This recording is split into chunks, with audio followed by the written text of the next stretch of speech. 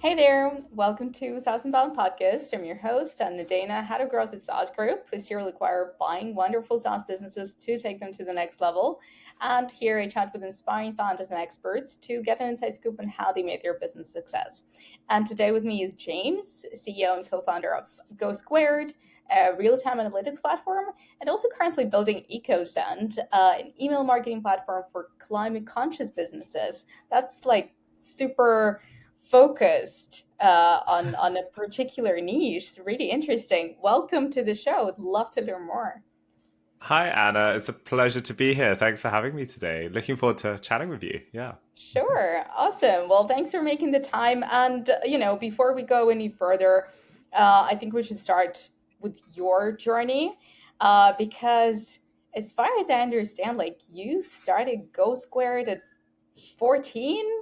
Like, did you have like a sign on your door like homework's done, build into business, don't disturb? Like, how?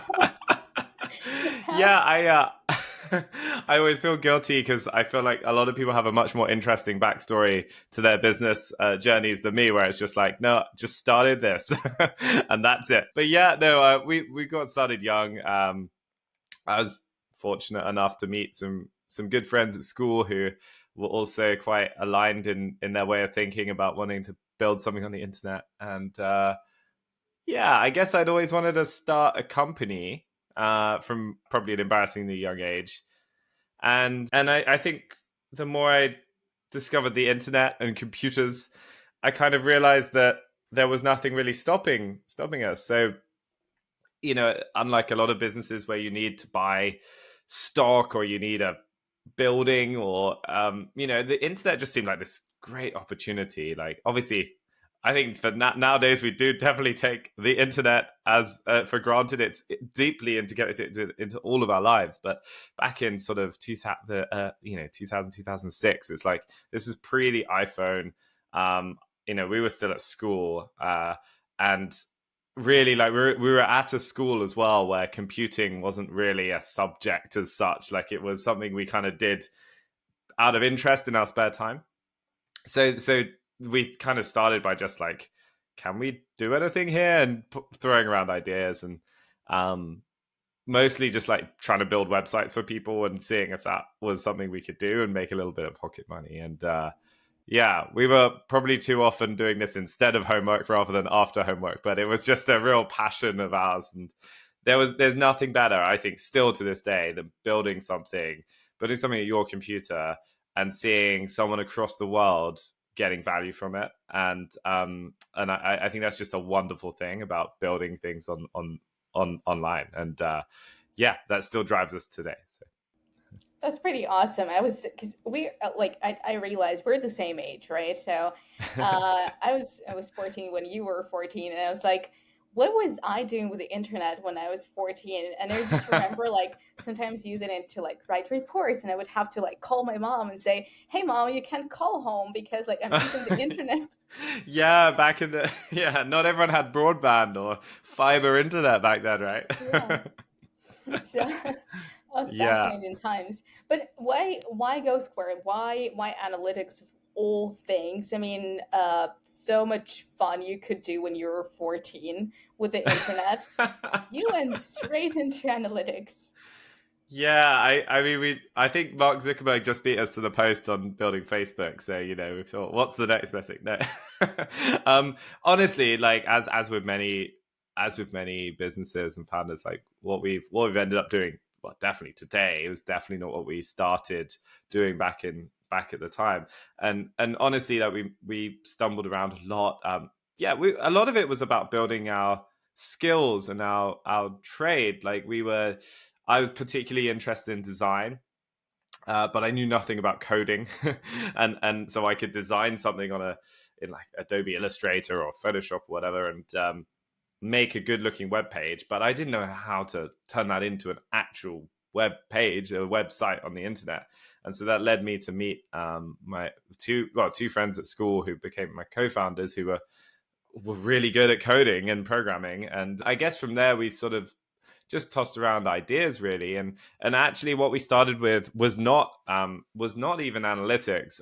The reason the original reason we called the company GoSquared was we had actually seen a website, and I don't know, maybe some people will need to search the internet archives for this now, and it's certainly long back in my memory, but there was a web page I read about called the $1 Million Homepage, and I don't know if you ever saw this, but it was a chap in the UK.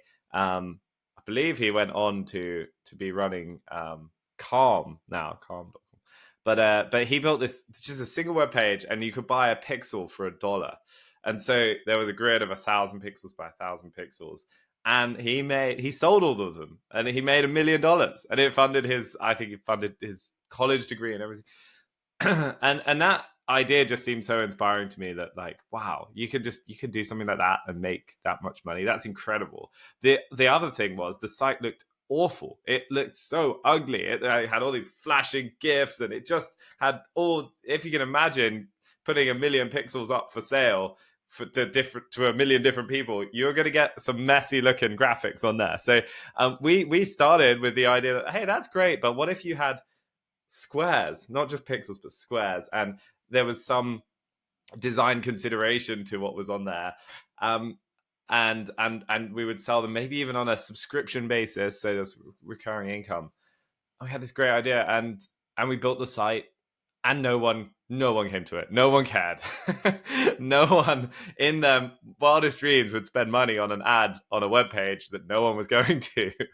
And so we learned very early on the hard thing, where, like, sometimes if you build it, they will not come. And so from there we sort of stumbled around some more.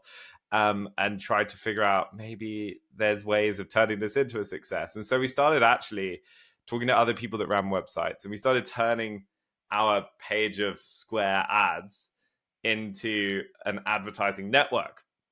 And so we started working with other people that had blogs that actually had traffic, and saying, like, well, do you want to earn some money from your blog? Put one of our squares on your site, and we'll help you maybe earn some money. And this honestly struggled as well. Like, we learned a lot more, but we built a lot more. We built a lot more tech, and we learned a lot about building software. But we barely sold any ads. We were rubbish at selling ads, to be honest. And also, selling ads is a really hard business, other than if you're, like, I don't know, Google. But, like, you've got to kind of find the sites. You've got to make sure they're happy. You got to build the technology. You got to sell the ad. And then you don't get to keep that money. You have to give a lot of it to the publisher, the site. So you're taking this fine, like, little margin somewhere and trying to build a business off of that. You got to do a lot of scale to make that work. And we tried that and tried that and tried that. But part of what we were doing on the side was building some statistics and reporting around how many times an ad was being seen, how much traffic each site got, so we could kind of give that back to advertisers. And out of that came basically lots of things we learned about building an analytics tool. And we were ourselves, like, running a website, and we were just incredibly frustrated by the tooling at the time. There was Google Analytics was fairly new, but it was, like, really bad. It was really complicated. It's no simpler today than it was back then, to be honest, but it had charts that were running in, I don't know if anyone remembers, Adobe Flash. And so, like, you couldn't use it on your phone. And there were other analytics tools or stats tools that ran on your server that required you to, like, know about server stuff. And so we were like, well, maybe we should make a simpler version of that just for ourselves. And that was what we did. And we just chucked up a web page about the analytics tool we built. We called it Live Stats. And for the first time, we had a wonderful problem, which was more people wanted to use it than we could cope with. And so we realized quite quickly, maybe this is where we should focus our energy. And so from there, we started focusing on the analytics piece, and eventually shut off all the ad stuff. And we had an analytics tool that started to become a vaguely viable SaaS business. And the rest is history, as they say. Yeah, that's true. Okay, I'm gonna sound like a stalker, but I know Go ahead. I know that when you were 20, because I saw it pitch. I went, like, over quite a few videos out there, and I mean, if you're listening, just just go to YouTube. There are a lot of fascinating videos that you did before. Uh, Oh dear, I don't even know what's online today. um, but yeah, when you were 20, there were 6 people working on GoSquared. Like the three of you initially started Yeah. GoSquared, then 3 more people. How big is the team now? Yeah, we're actually still a very lean team. We've actually changed our approach to like building a team. We have a lot of people that are specialists in their roles, and so we have a lot of people that are kind of freelancers and part-time people. So all told, we probably have maybe, I'd say maybe towards 15 people, like when you include those. But our core team is still a really tight-knit team of like about 5 people. We did raise some investment capital, which meant we grew our team. But I think, frankly, we didn't know enough about how to build a business back then. So we had a lot of money to put out into, well, to deploy, and not enough knowledge about how to scale and grow a real team. And so we scaled up and then we scaled back. But we when we realized a lot of these mistakes we were making, we decided to very deliberately go back to basically building a sustainable, profitable, scalable SaaS business. And I think, what I enjoy as well, and what we enjoy as founders, is building a company we're proud of working at, building software we're proud of working on, and still getting to make stuff. And so far, we haven't found a way of doing that without keeping the team in as lean as possible, and giving ourselves time to do that in our day. I'm not saying that will be the case forever, but right now we feel really, really happy about having a smaller team, and something I've had internal debate about in my career, where I used to sort of use that as a metric of success, like team size, and actually today my metric of success is whether or not we're enjoying running the business, to be honest, and that's much more important where I am today, I think. Right, and whether or not people love it.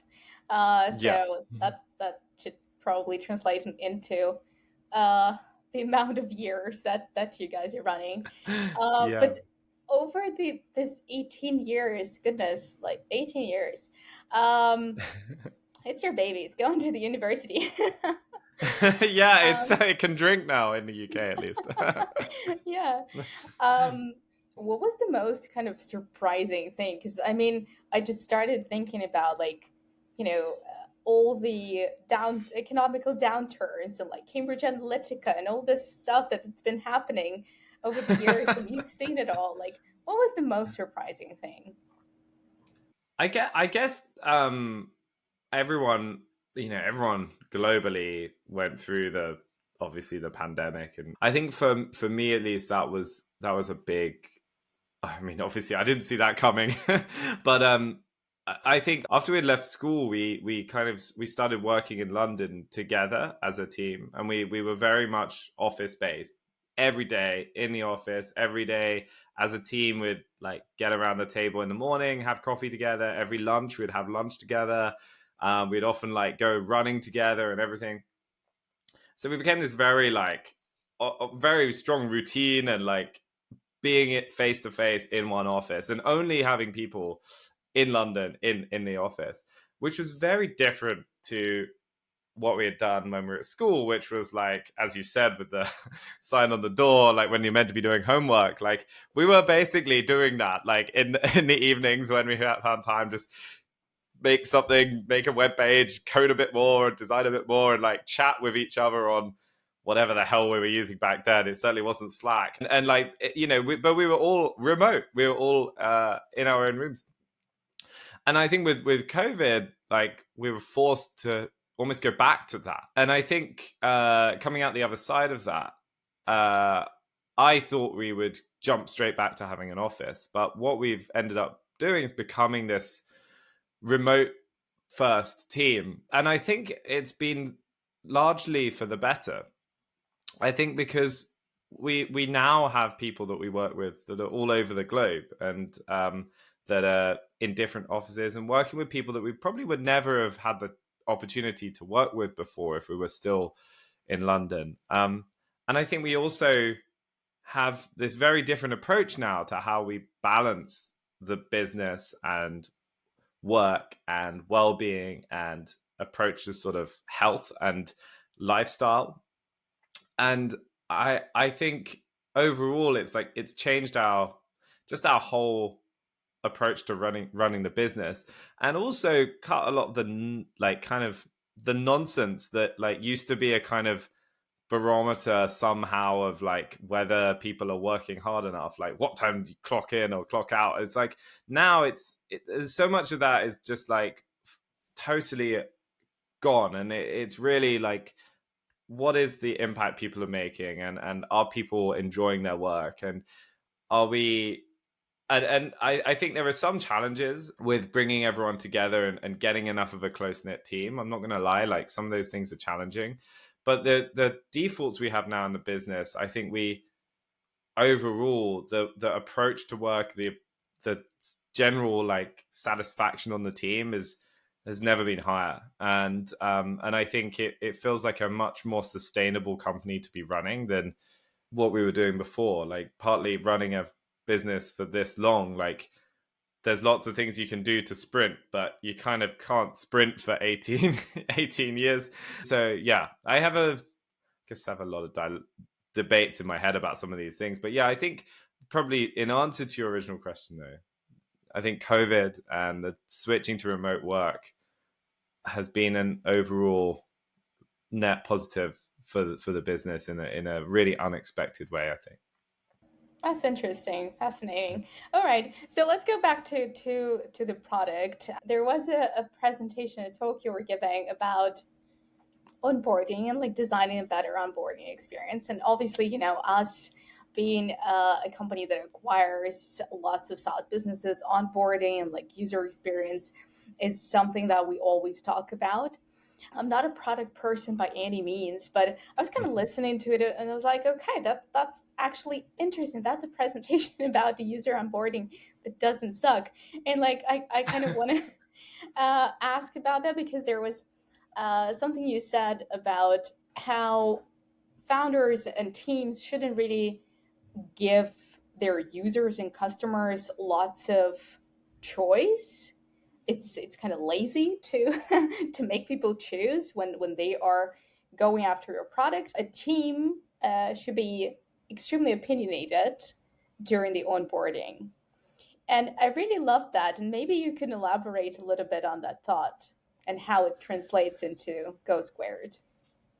Yeah, sure. For those wondering, I that talk on user onboarding it's probably aged a little bit now. I mean, it was several years ago, and I'd like to think I've maybe learned a few things since then. But I think probably a lot of it probably still rings true. And I guess the background on that though is that like I'm a complete nerd when it comes to product and product design, and I love just I am fascinated looking at any kind of product or software and thinking about the decisions people have made to make it that way. Like sometimes it's easy to complain about a product, but there's usually people that put some thought into every single one of those decisions, and it's interesting trying to like get into the brain of like why someone made those decisions. But I think for us, like it's one of these things that um, we've always tried to do a good job on with user onboarding. The way I look at it always is that with user onboarding, like it's so easy as a product team to,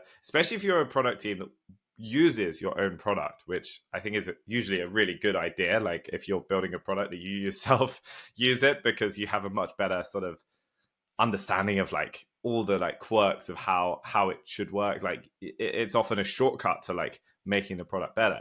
But one of the dangers of that is that you rarely see the product as a new user, as a someone signing up. Whereas the majority of people, like today, there will be 10, 20 people signing up to your product, seeing it for the first time, not seeing any of those features you're likely working on right now, not even getting close to setting those up, but just seeing like that sign up screen and then maybe one or two of those steps in the onboarding. So I think one of the things in that talk was really like try to experience that firsthand yourself.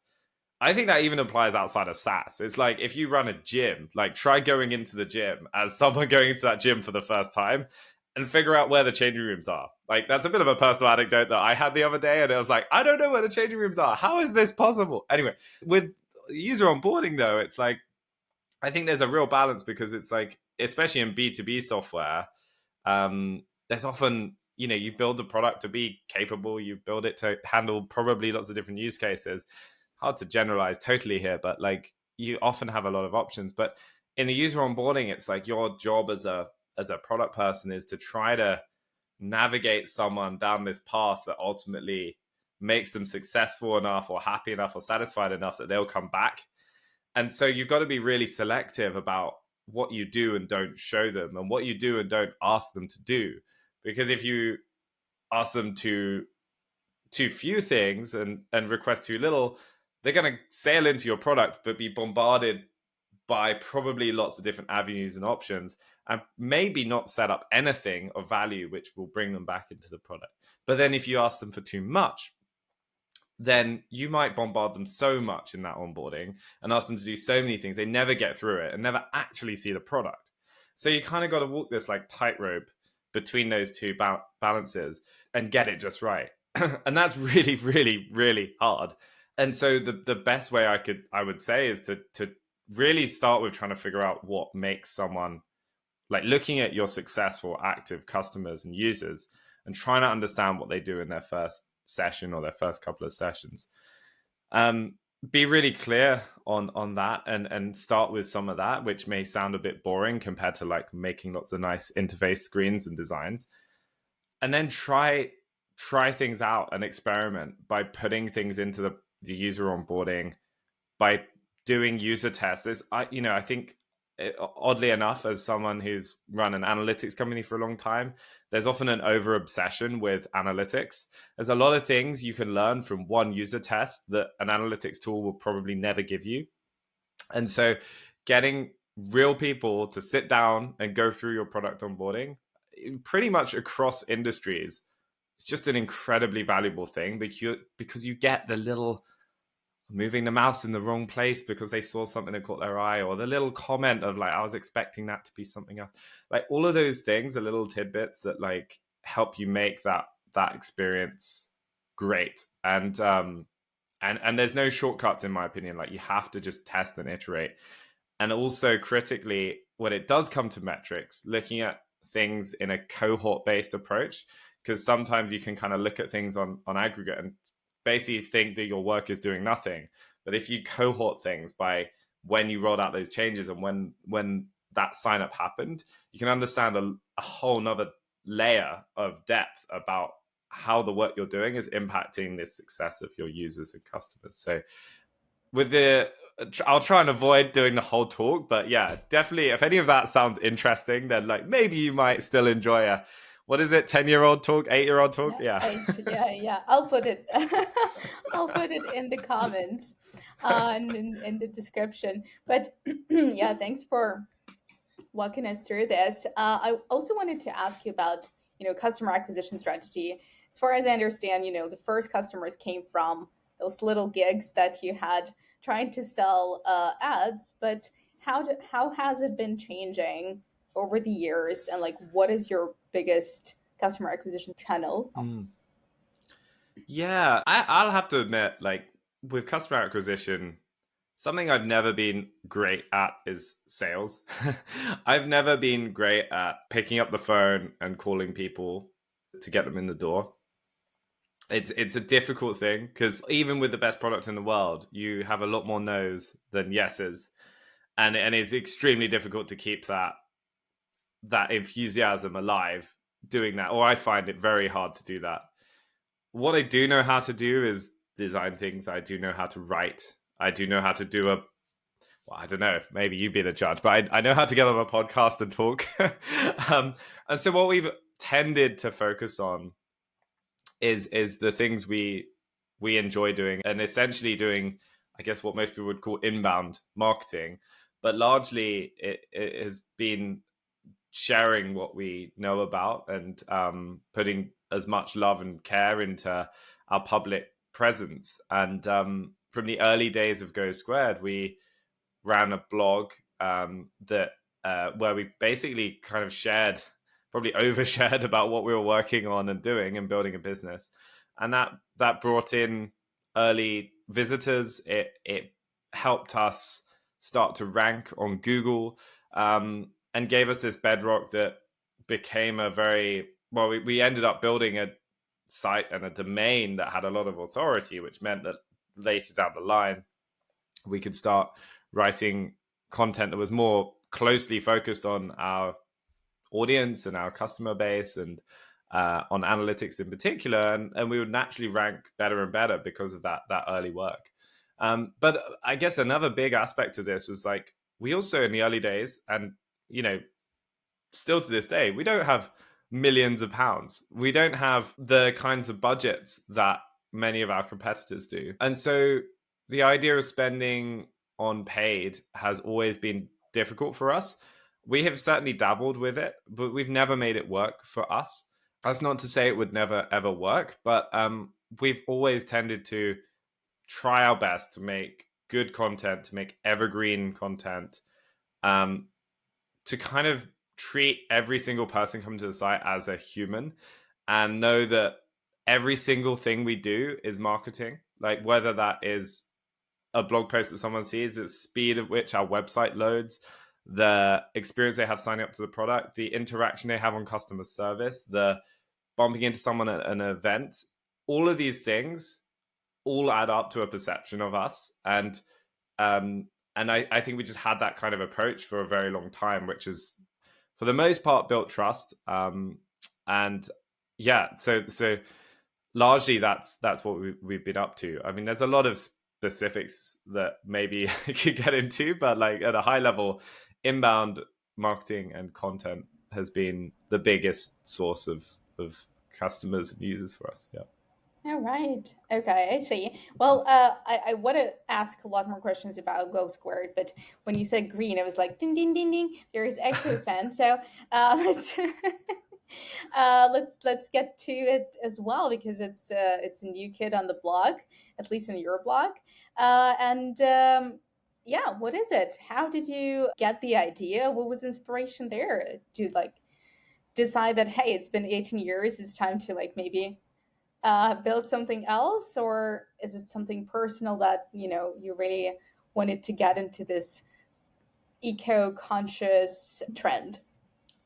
Yeah, no, I thank you for asking, Anna. So yeah, I guess maybe for those listening who haven't seen it yet, we've been building another product in another company called EcoSend, which is email marketing, but specifically with a focus on climate and for climate conscious businesses. And I guess the main reason was we just found it too easy running one company. No, I'm joking. I'm joking. It's really hard building one company, so trying to build two Okay. we must be mad. And I guess with GoSquared, we'd been working on GoSquared for a long time. But one of the things we became was we started working on multiple products under GoSquared. We over time we had the analytics product, but we built other products underneath the GoSquared like umbrella.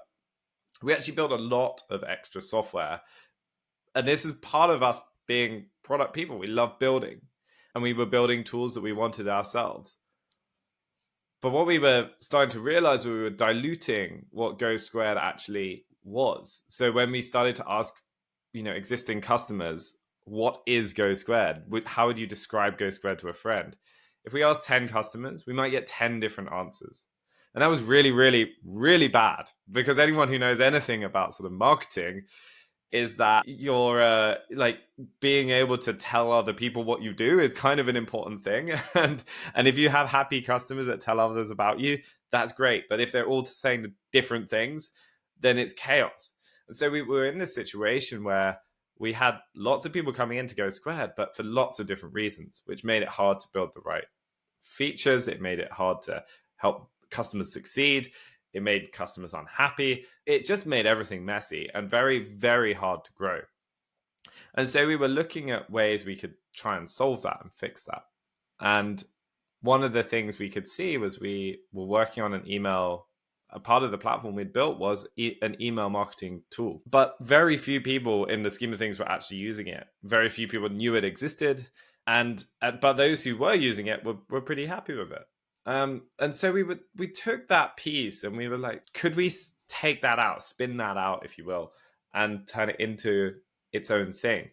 And we kind of had this, and we started looking at ways we could kind of put it out there into the world and what kind of message it should have. And we actually had it under a different, we made up a new brand, which was not EcoSend, and we tried taking that out there. And mostly people didn't care about that either. They started to understand what it was, but it wasn't unique enough to for anyone to care. So it basically just didn't go anywhere. But then one day we were reading about, well, one day it was a really hot day in London. I think it was the hottest day on record. And there was a lot of stuff in the news about climate and stats, terrifying numbers and stats. But someone shared this stat that even our online activity has a carbon footprint, and even an email has a carbon footprint. And it really caught us off guard because all of our lives we've been building software and we never even thought about there being a climate impact to that. We don't have a factory, we don't have lorries, we don't have fumes. But in reality, it opened our eyes because everything we do online is needing energy, from the computer we use in our house to the cloud, which is anything but fluffy. It's a huge warehouse full of computers that are running all the time, needing huge amounts of energy. So the more we dug into this, the more we realized this is a huge thing that almost no one's talking about.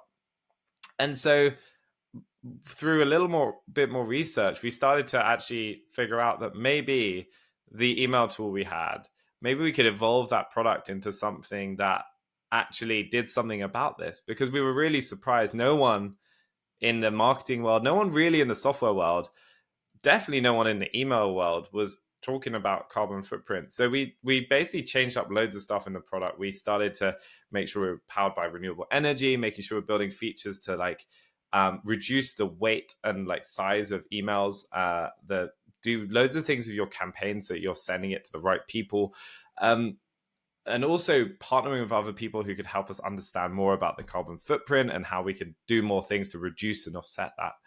And basically out of that was born EcoSend. And so suddenly we'd taken this like small part of GoSquared that no one really knew about or cared about and turned it into a brand and a product offering that people actually started to become quite passionate about. And now we launched basically just over a year ago, like more formally. And now we're really, really popular with anyone who's running a B Corp.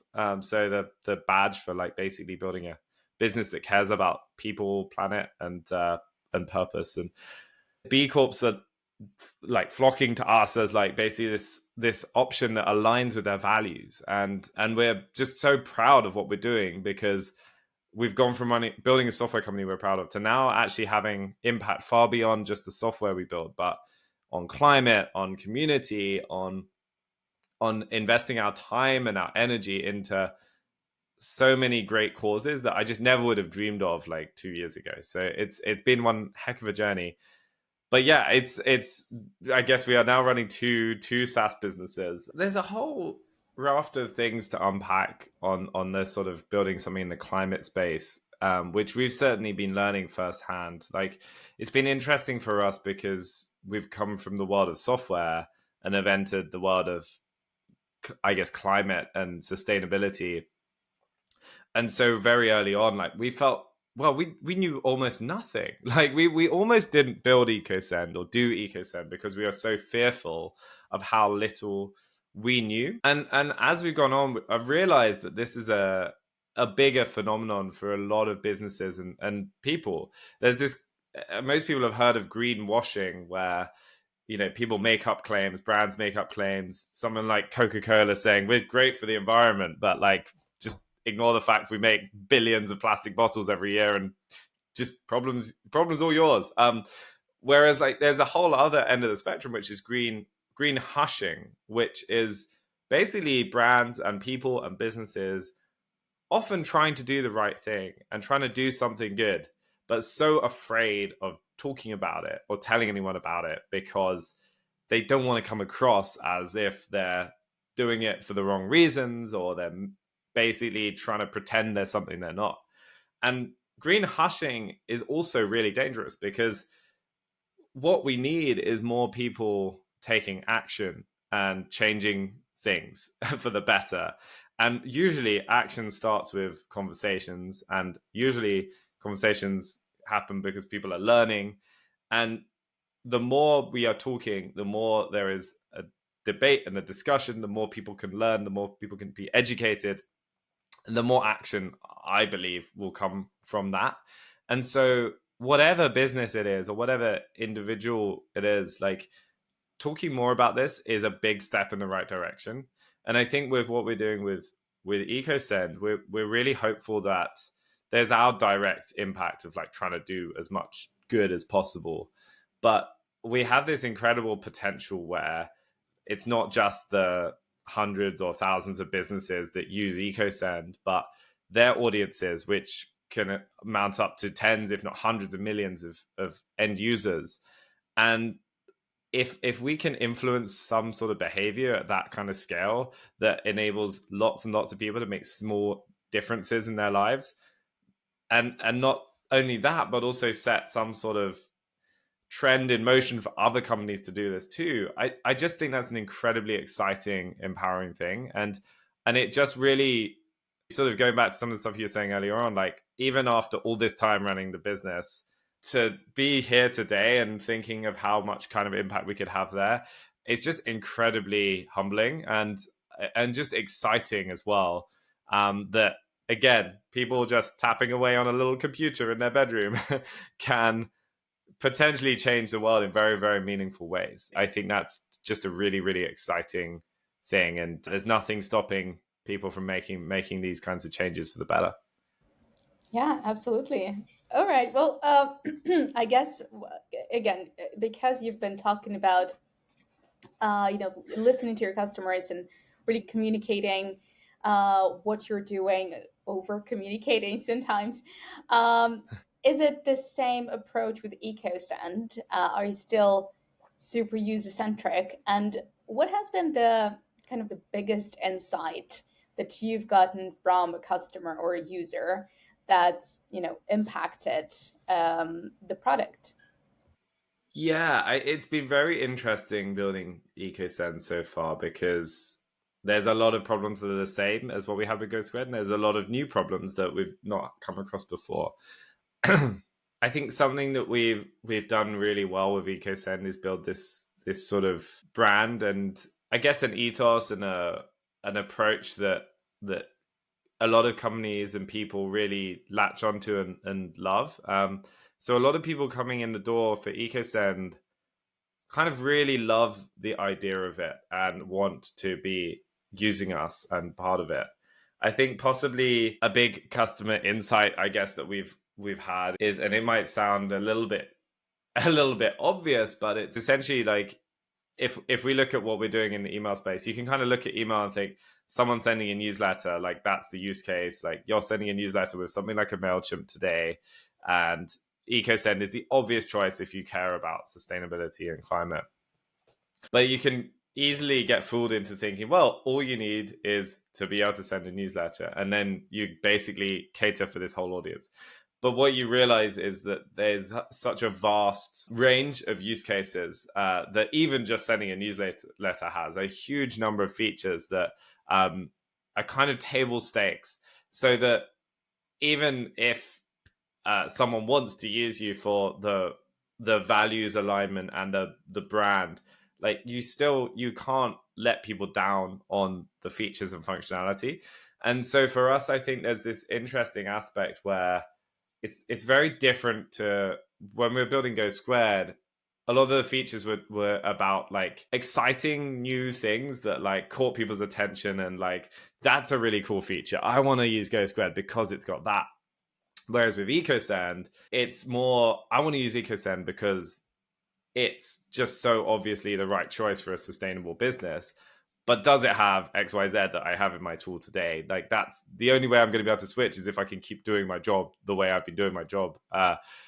And so like the way we approach feature development and functionality is very customer driven, and it's very much about listening to customers and seeing what do they need, what's a deal breaker. And I guess as a product person, that's probably a better a better place to be, because we're much more customer driven than maybe with GoSquared, where it's like, we've got an idea, let's do this and wow everyone with it.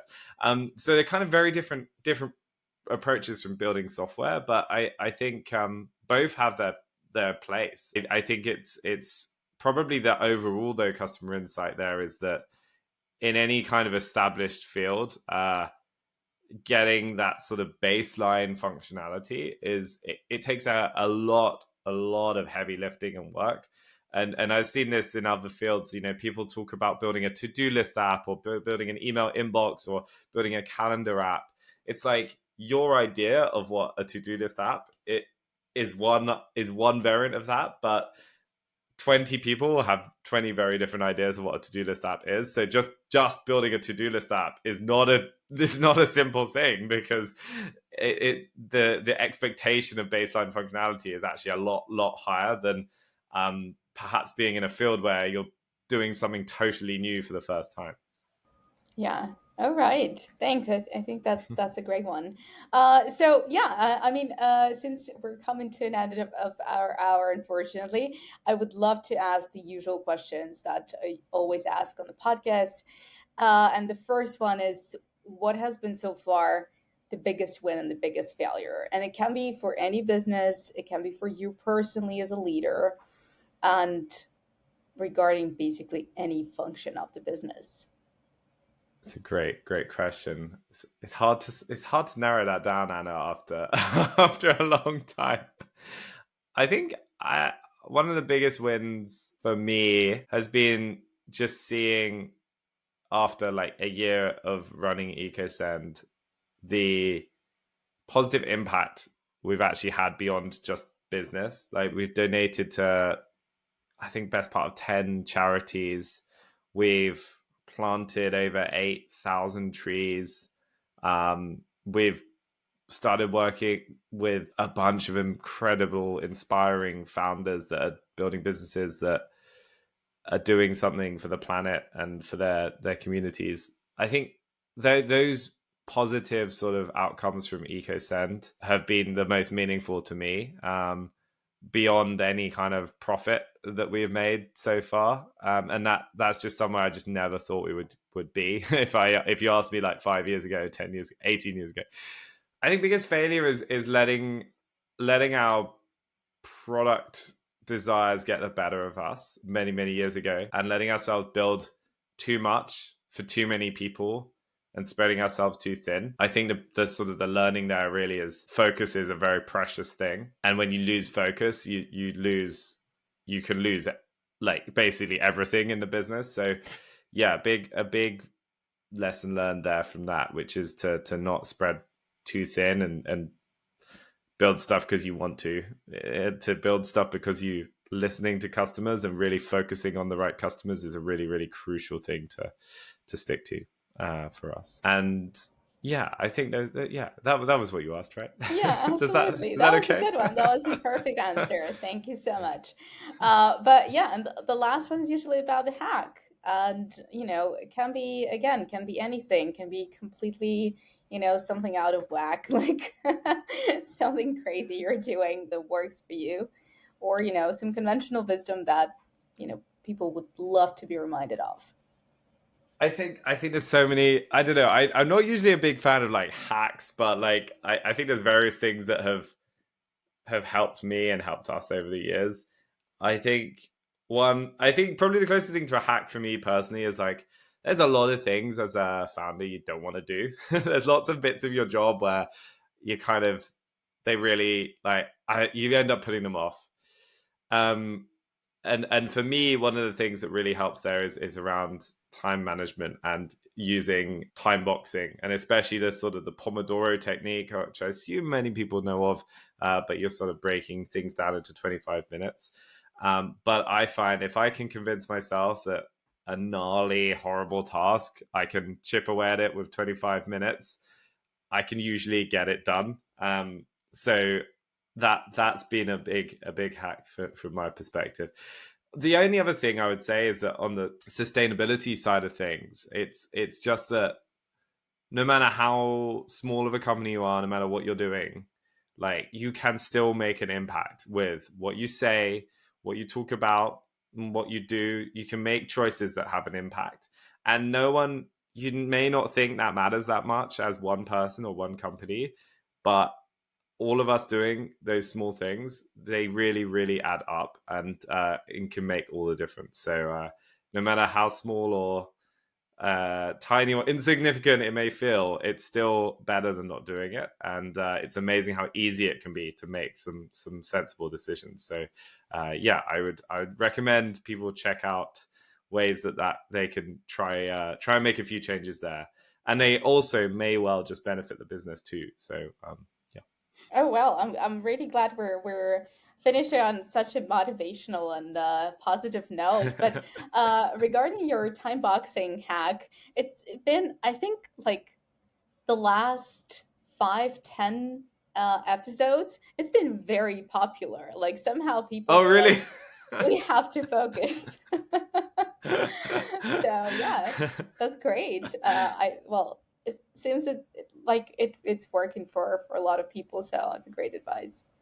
Yeah, I would definitely say, if you could, I guess the reason it's probably coming up is I think if you can manage your time, you can achieve a lot. I say this as someone who really struggles with that and always trying to balance your passion and getting stuck into a task versus staying strict with what's got to be done. But I think one thing true of any founder is basically anyone working in a startup is that there's usually a lot more things to do than there is time in the day. So mastering that is a huge skill to gain, I think. Absolutely, that makes sense. Well, thank you so much, James. I mean, it's been a great journey for you. I mean, I still cannot believe you've been doing it for 18 years. It's amazing what you're doing with EcoSend now. I'm really excited to see where you're going to be in a year, maybe, and then maybe do this again. So, thank you so much for your time.